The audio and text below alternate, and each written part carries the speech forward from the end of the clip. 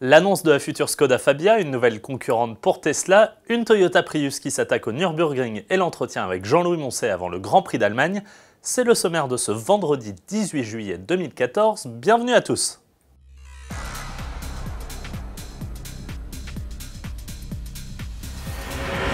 Mais débutons sans plus attendre par le sommaire du numéro 1350 d'AutoPlus en kiosque dès aujourd'hui. Nos journalistes apportent cette semaine de nouvelles révélations exclusives sur les éthylotests des forces de l'ordre. Ils ne sont plus valables depuis 6 mois. Et alors que beaucoup d'entre vous s'apprêtent à prendre la route des vacances, l'enquête AutoPlus de la semaine vous révèle quelles sont les aires d'autoroute les plus accueillantes et surtout, celles à éviter. Découvrez également le projet de grande berline premium Renault pour 2016 ou encore la Citroën C4 Cactus au quotidien. Rapide détour par Skoda désormais qui annonce l'arrivée imminente de sa nouvelle Fabia. Et un seul croquis pour nous faire patienter sur lequel la citadine se fait plus anguleuse et son design plus affirmé que sur la génération actuelle. Également annoncée plus basse et plus large, elle devrait se révéler beaucoup plus dynamique. Sans connaître sa date de présentation, on peut imaginer la découvrir en octobre prochain au Mondial de l'Automobile de Paris.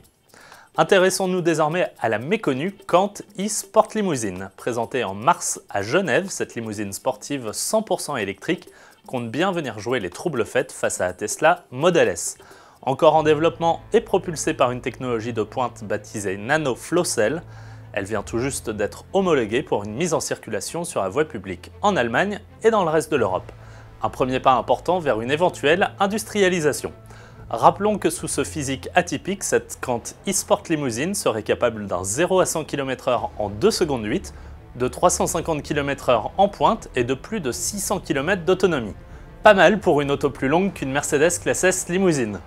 Chez Toyota, ce n'est pas la vitesse pure qui prime, mais bel et bien l'autonomie. Et le Nippon vient de le prouver avec un record de consommation réalisé sur le circuit du Nürburgring par une Prius plug-in hybride. Là où nombre de constructeurs viennent battre des records au Tour, la japonaise a elle réussi à descendre à 0,34 litres au 100 km, le moteur thermique ne s'étant mis en route que dans une grande montée. À 60 km/h de moyenne, il aura fallu à cette Prius plus de 20 minutes pour boucler son tour, là où une Porsche 918 Spyder a nécessité moins de 7 minutes. Pour terminer, partons pour le circuit d'Hockenheim en Allemagne où se déroulera ce dimanche 20 juillet le 10e Grand Prix de la saison. Et voyons tout de suite avec notre spécialiste F1 Jean-Louis Moncey les spécificités de ce tracé. Alors c'est très simple. Hockenheim, avant, il y a longtemps, c'était un circuit où il n'y avait pas d'appui aérodynamique parce qu'il y avait 2 immenses lignes droites. Maintenant, c'est fini. Ces lignes droites ont été coupées. Le circuit a été raccourci à 4 km et quelques. Donc vous voyez que c'est assez peu. Il faut beaucoup d'appui par conséquent parce qu'il y a des tas de freinages, des tas de courbes, des petites courbes aussi. Le moteur Stadium se passe vraiment, pas au ralenti mais presque, parce qu'il y a également beaucoup d'appui. Le revêtement est assez bon, il faut régler la voiture très basse.